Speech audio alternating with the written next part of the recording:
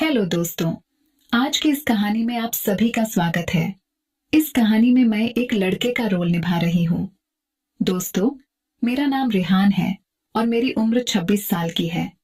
मैं pest control का job करता हूँ। यह काम एक फील्ड वर्क वाला काम है। मुझे कस्टमर के घर जाकर काम करना होता है। ये मेरा रोज का काम था और इसे मैं काफी इंजॉय के साथ करता था। मैं 2 साल से ये काम कर रहा हूँ। इस काम में मुझे टिप वगैरह भी मिलती है और कुछ ऊपर की कमाई भी हो जाती है। एक दिन पहले ही मुझे 8,000 मिले थे। उन पैसों से मैं अपनी इच्छाओं को पूरा कर लेता था। जब 1,000 मिले तो मैंने सारा पैसा दारू पीकर और खाना वगैरह खाकर दोस्तों में उड़ा दिया था। नशे में टल्ली होकर घर पर आया और सो गया। फिर दूसरे दिन रोज की तरह सुबह 8 बजे उठा और नहा धोकर बाइक पर जॉब पर चला गया। मेरी जेब में उस वक्त RS 100 थे। उसका पेट्रोल भरा लिया। उसके बाद अब पैसे नहीं बचे थे। नाश्ता भी नहीं किया था और उस समय मेरे पास एक थैला भी नहीं था। मुझे अपने ऊपर गुस्सा आ रहा था कि सुबह के नाश्ते के लिए भी पैसे नहीं बचे। ऑफिस में गया तो वहां सुपरवाइजर ने 6 जगह का काम की लिस्ट थमा दी थी। एक जगह 9:30 बजे जाना था। उधर गया और वहीं से 11 बजे वाला काम निपटाया। उसके बाद 2 जगह के काम किसी वजह से कैंसिल हो गए थे, तो मैं ऐसे ही बैठा था। तो मैंने सोचा क्यों ना जो काम 3 बजे करने जाना है उसको अभी ही कॉल करके पूछ लूं। जब मैंने कॉल किया तो किसी सर ने कॉल उठाया। उन्होंने कहा, मैं अभी ऑफिस में हूं, मैं बाइक से पूछकर बताता हूं। फिर उन्होंने अपनी बाइक से पूछा होगा और शायद उन्हें मेरा नंबर दे दिया होगा। कुछ समय के बाद मुझे कॉल आया और उन्हें सर की मैडम ने अपना परिचय देते हुए कहा, अभी घर का काम बचा हुआ है, बाद में आना। मैंने रिक्वेस्ट की, मैम थोड़ा जल्दी बुला लीजिए, फिर काफी जगह जाना है तो काम पेंडिंग हो जाएगा। उन्होंने ओके कहते हुए मुझे 1:30 बजे आने के लिए कह दिया। अब मेरे पास 2 घंटा का समय था। मैंने एक दोस्त को कॉल किया और उससे गूगल पे पर पैसे मंगाए। मुझे भूख लगी थी तो उससे पैसे मांगकर कुछ खाना खा लिया। फिर एक सिगरेट पीकर समुंदर के किनारे जाकर बैठ गया। 1:15 हुए तो मैं उन मैम की बिल्डिंग के नीचे आ गया।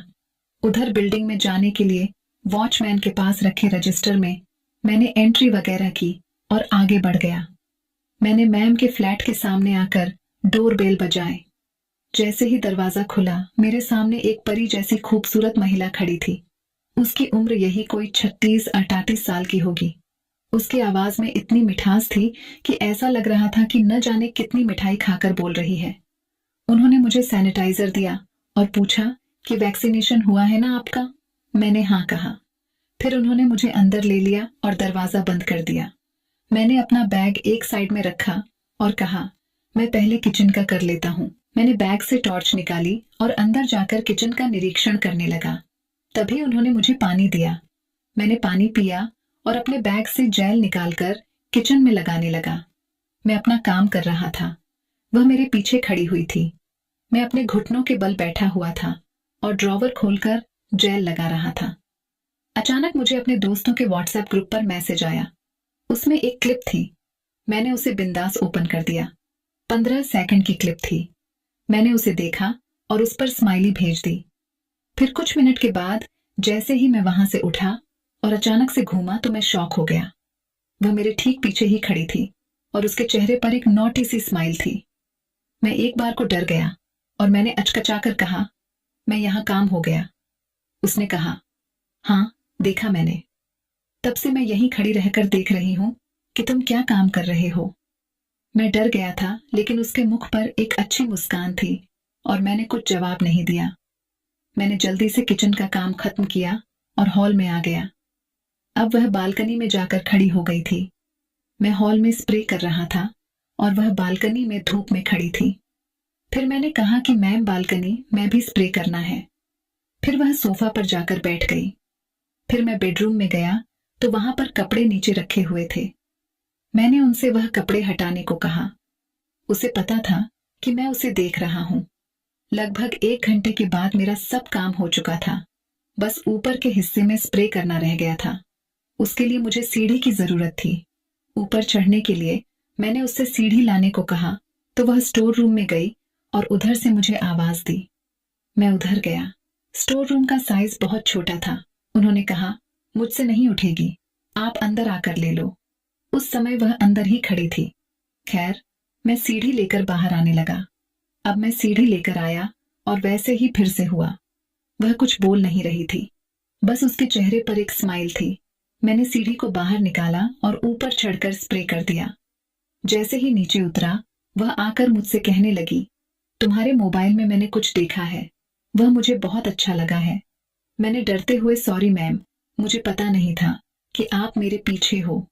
अब मैं बहुत डर गया था कि अब पता नहीं क्या होने वाला है।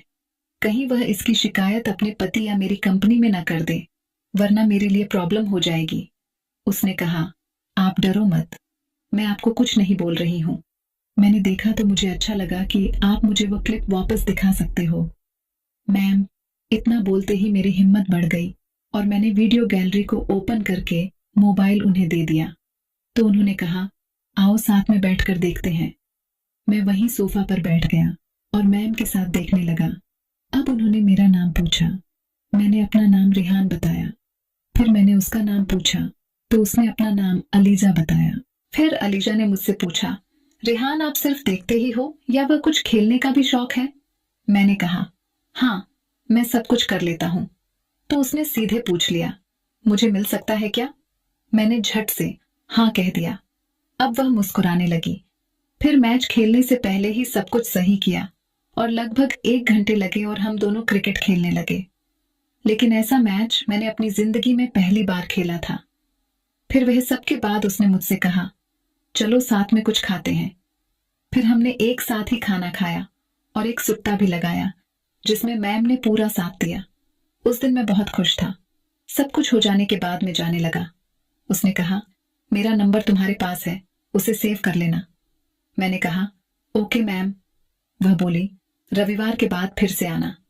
मैंने ओके कहा और अपने अगले कस्टमर की तरफ चल पड़ा। एक बात तो बताना भूल गया कि मैम ने मुझे इसके 2000 दिए थे। अब तो दोस्तों, आप समझ ही सकते थे कि मैं मस्त वाला क्रिकेट भी खेल रहा था और इस चीज के मुझे पैसे भी मिल रहे थे। ऐसी जिंदगी तो हर कोई जीना चाहता है। मेरी जिंदगी बहुत ही मजे से कट रही थी। रविवार के बाद मैम फिर से मुझे फोन किया और फिर से मैं उनके घर चला गया और मैम के साथ लगातार 3 क्रिकेट की पारी खेली। उसके बाद मैम ने मुझे बताया कि मेरा पति 1 महीने के लिए बाहर जाने वाला है, तो तुम 1 महीने के लिए मेरे घर पर ही रह जाना। मैं तुम्हें 1 महीने की तनख्वाह भी खुद दे दूंगी। उसके बाद मैं 1 महीने तक मैं उनके घर पर ही रहा और रोज दिन और रात मस्त वाला क्रिकेट का खेल खेलते थे। वह महीना मेरा बिल्कुल जन्नत की तरह गुजारा। मैम भी मेरे साथ क्रिकेट खेलकर एकदम जन्नती महसूस करती थी। वह तो मुझे यह भी कह रही थी कि मैं तुम्हारे लिए मेरे पति को भी छोड़ दूंगी। लेकिन मैं ऐसा नहीं चाहता था कि मेरी वजह से किसी का घर बर्बाद हो।